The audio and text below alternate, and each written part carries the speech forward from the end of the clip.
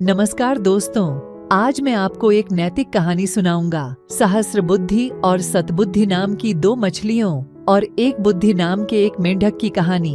चलो शुरू करें।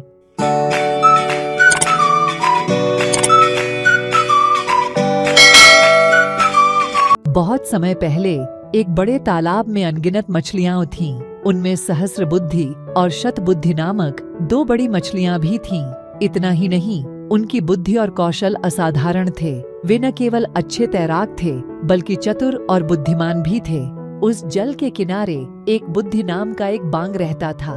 कभी वह अपनी पत्नी को अपने साथ ले जाता, कभी पानी में तैरता और कभी नाव पर छलांग लगाता।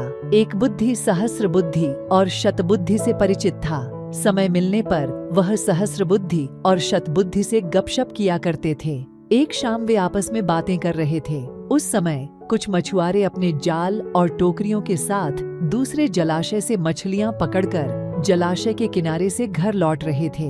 पास से गुजरते समय उनमें से एक ने कहा, ऐसा लगता है कि यदि तुम इस तालाब में जाल डालोगे तो तुम्हें बहुत सारी मछलियां मिलेंगी।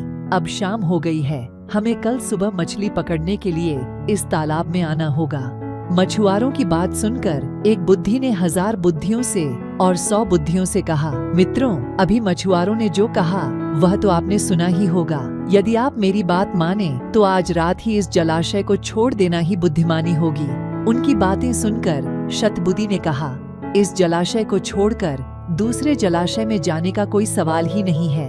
मेरा मस्तिष्क विभिन्न विचार और रणनीतियां बना सकता है। मैं ऐसी तरकीबों से पानी में तैरूंगा और जाल के पार जाऊंगा। मछुआरे हमें फंसाने का जोखिम नहीं उठा सकते। सहस्रबुद्धि भी उनकी बातों से सहमत थे। क्या कोई गारंटी है कि मछुआरे कल सुबह आएंगे? हो सकता है वे न आएं। इसके अलावा मैं तैराकी की हजारों अलग अलग तकनीकें जानता हूँ, इसलिए उनके लिए मुझे फंसाना असंभव है। उन्होंने एक बुद्धि की सलाह पर ध्यान नहीं दिया। उसने अपनी पत्नी से कहा, सुनो पत्नी, चलो अभी यह तालाब छोड़ देते हैं। अगर हम यहाँ रहेंगे तो हम उनके जाल में फंस जाएंगे और वे हमें बेरहमी से पीट पीट कर जमीन पर गिरा देंगे और खत्म कर देंगे।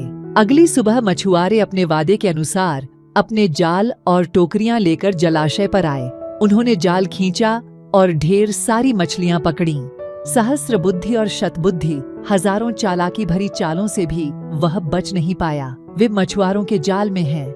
पकड़ा गया दो बड़ी मछलियों को देखकर मछुआरों की खुशी का ठिकाना नहीं रहा।